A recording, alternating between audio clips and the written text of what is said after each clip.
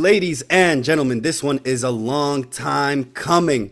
I have the great, the GOAT, the incredible Coach CJ. That's what I'm talking about. That's why he's the MVP. That's why he's the GOAT. The GOAT. What's up, my guy? How are you? It's always Good. always a pleasure to rekindle here with some longtime friends and chop it about some soccer. World Cups here in our country, so I had to come on and see what my guy Simo Speaks is doing these days, you know? Let's go, let's go. And listen, I talk about DMV soccer all the time. I talk about the rich, rich talent that we have. I talk about the hoopers I've seen with my own two eyes. And for anybody listening, this right here is one of one. This is one of the guys that when I first saw him juggle, dribble, do so many things, I knew there were levels to this. I was like, yeah, for me, this is just casual. I just play for fun. There's guys at this level who are out here cooking. Coach CJ, it's great to have you on, my friend. Thank you, boss. Thank you so much. I appreciate that. So, first thing I want to jump into, you mentioned earlier, World Cup is taking place here in our country. So, I want to ask you about some of the matchups. What games have stuck out to you the most? Coming into this World Cup, I was a little bit worried if how things were going to turn out with all the other stuff, non-soccer surrounding it. But it's been, for me, one of the best World Cups that I've seen. I think a lot of these countries are getting better and better, as the game grows and coaching improves and players are improving and tactics are improving and all these things are getting better and better. I think this World Cup has been one of those where the stars are out, right? Even the quote unquote smaller countries are the ones who are not the giants. I mean, they've showed up, they've turned out, they've made a lot of upsets. Teams are still making runs now and upsetting the big dogs. So it's been great. There's a lot of ways to watch the World Cup, and you can watch it through a fan lens or a coaching lens or a player lens. I've been following some of the younger World Cups, like the U17 World Cups, the U20 World Cups, and seeing sort of the next generation, how those countries are gonna fare with their first team. And those other World Cups, you see like Morocco, under 20s champions, but still making runs in under 17s. You see teams like Japan in those World Cups who are topping their group and making it to quarterfinals. Portugal is under 17 World Cup champion. So trying to see those teams coming into it through like a coach's lens has been pretty cool. And Japan and Netherlands was early on. That 2-2 game was crazy. Japan has really impressed me this World Cup. I know they just went out to Brazil, last minute. Some guy from Arsenal thinks he still has it in him and had to do it to him.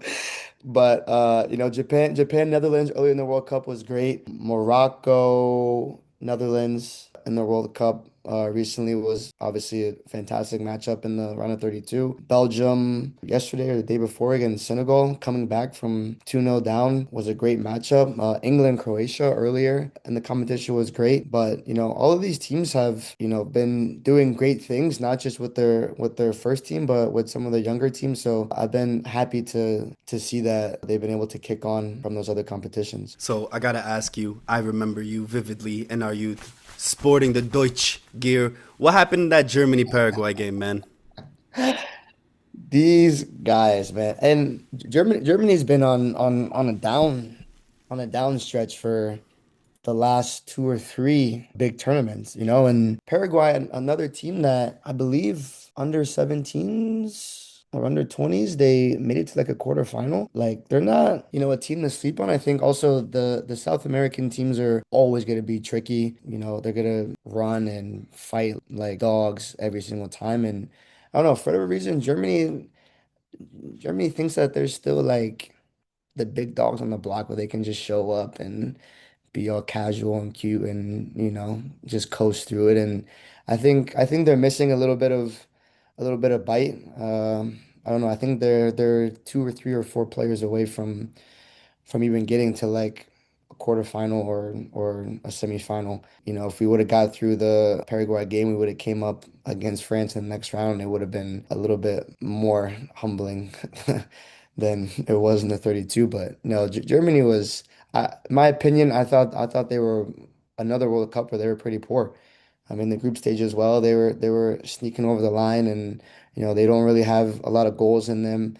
They don't really have someone in the middle of the park to really run the show, to control the tempo of the game and, to really dominate and take over. So I think I mean, they're obviously a big name on the world soccer stage, and they're a quote unquote giant, or they have everyone's respect because of what they've done in in their history. But right now, I don't think that they're.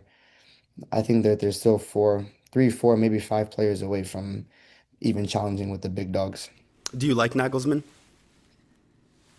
No, I think one of my favorite players is Musiala, and to see him on the bench in the Paraguay game, they're going to be a team that's going to be sitting in a low block defensively, and I'm not sure why he went with the Undav choice. I thought Musiala was someone that's going to unlock the game and in between the lines and sort of help us create more chances and maybe even get, an early goal in the first half or put a little bit more pressure on them in the first half. And whether it's getting free kicks or getting corner kicks or just creating more chances, like those are the games where you don't want teams to be able to stick around for too long, and sort of get in 35 minutes, 40 minutes, or maybe even get into halftime at 0-0. I mean, Paraguay was up 1-0 at halftime, but, they survived 40 minutes with comfortably. It wasn't like we were attack after attack after attack and creating chances and getting shots on target. But, those like, I don't know that decision with Musiala on the bench, I didn't really understand it. And, Nagelsmann has a couple of good seasons on the club stage, but for me, he's not the one. And I see this Jurgen Klopp rumors coming back already, so I don't know. We'll see.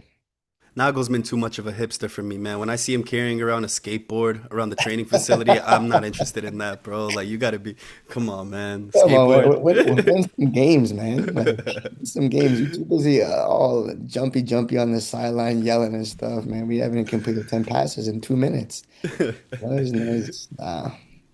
we Not talked a that. little bit about past matchups. I want to get you into ones that are coming up. We got Paraguay, France, Canada, Morocco, USA, Belgium, Mexico, England, Brazil, Norway.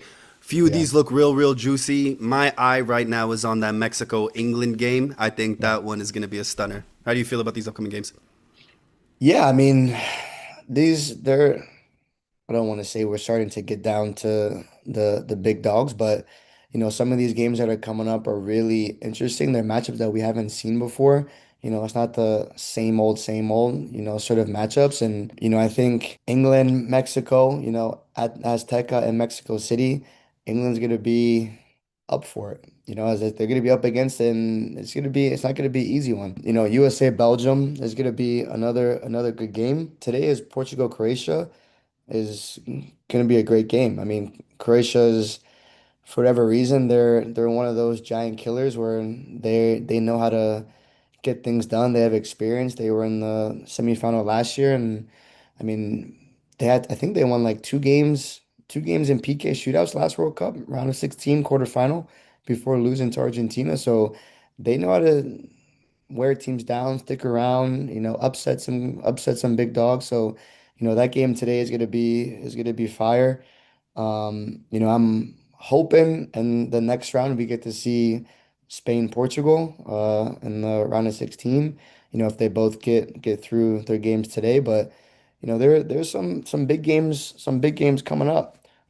France, Morocco, maybe in the next round. I know Morocco has Canada as a tough one, but France, Morocco is a big game. Hey, look, I'm gonna cut this out. GG's. Listen, hey, at that point, that game, I don't want another repeat of what happened in 2022. Y'all got it, bro. Like, my opinion, and tell me what you think. I think this France national team is probably the best team I've ever seen with my adult life. Right? Mhm. 08, 2012 Spain was incredible. Some of those, random teams here and there, but this French team is out of this world.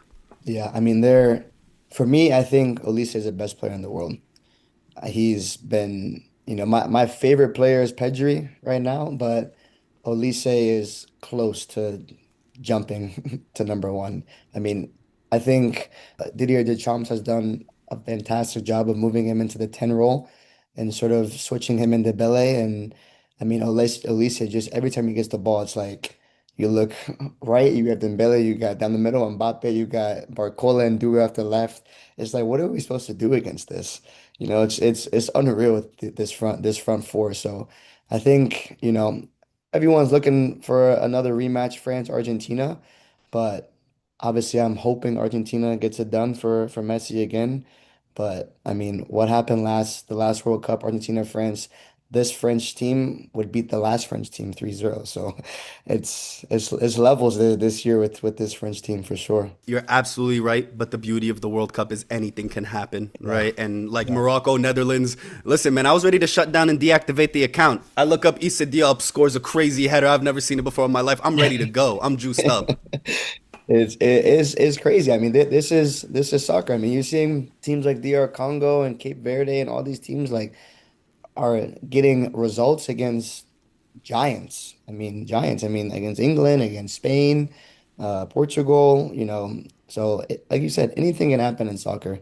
If the best teams were getting one all the time, we wouldn't have a World Cup. We wouldn't be watching it on TV. You never know what's going to happen. So, I'm glad that this year there's a lot of parity, and like I said, I think it has to go down to coaching development, player development, countries supporting their national teams and giving them more resources to improve and improve, and it's paying off on the biggest stage. Before I get you out of here, you mentioned Olise a little bit. I want you to tell me a few other players. You said Olise and Pedri, phenomenal players. I couldn't agree with you more about the Olise being the best player in the world, but there's a part of me that just loves Mbappe way too much for me to give that edge over. But Olise is phenomenal. I think he's one of those players that make you fall in love with the game. When you're watching it, you're like, this is what I remember my childhood being about. This is the exciting stuff. He's a pure hooper. Yeah, Henri said he breathes the game. He doesn't think yeah, the game. He lives the game. So yeah. Olise, Pedri, give us two more players. I like Musiala a lot. I think he's a similar style. Like I think a lot of players, when you think of your favorite player, you always think of a player that either you wanted to be like or has a similar style to like your game. And as I played as a center mid as a 10, and like Olise, Pedri, Musiala, Bernardo Silva, Frankie De Jong, like these more experienced players. Even like Rogers on England, Aston Villa, Morgan Rogers, baller. Like baller. I love him. I think the guy that on Senegal that plays on Everton, Njaye. Yeah, yeah, yeah. Ndiaye, Yeah. bro, he was lighting up the Incredible. Premier League last year. I Yeah, mean, yeah. he's off the wing, cut and he's another one that just has that style of just like the weight of his touch in between the lines. He's just so comfortable on the ball. Like some of these guys just like okay, you play soccer, but this guy was like born to play soccer. Like the way that the ball just comes off of his foot and he's running with the ball and it's so effortlessly and he's changing direction on the fly. It's like it's so instinctual. Like you can tell. It's like he didn't there was no thought in what he just did. It was just he can't explain to you how he did it. He just did it. And like some of these guys are just man, the levels these days are just getting better and better and better. So I like the some of the young players that surprised me that I didn't know too much about was the Nusa guy on Norway. He scored the other day Yeah, yeah, yeah. off Leipzig. But in the group stage too is another one. Gets the ball running at guys in between the lines. Another silky on the ball, technical Moroccan guy that plays on Lille, the 18-year-old Real Yeah, Madrid. Buedi. Yeah, Baller. I mean, yeah. some of these guys are like, my style player, these guys are ballers, man. Technically very, very good on the ball and can make anything happen any given moment. So there's some guys out there, that, obviously the experienced ones, the Frankie de Jongs and the Pedris, the big dogs, but there's guys too that, are you got to go find them in the Leipzig, some of the French teams and the Italian leagues and Atalanta and some of these guys. There's some ballers out there. Coach CJ, thank you so much for your time. Thank you for coming on. I'll put all your socials and links in the bio. Closing statements. We're doing Messi Ronaldo final. It's gonna shut down the world. I'm waiting for it. I'm praying for it. All you Ronaldo fans, just relax a little bit. Relax, okay? Messi got it this year. Just relax, okay?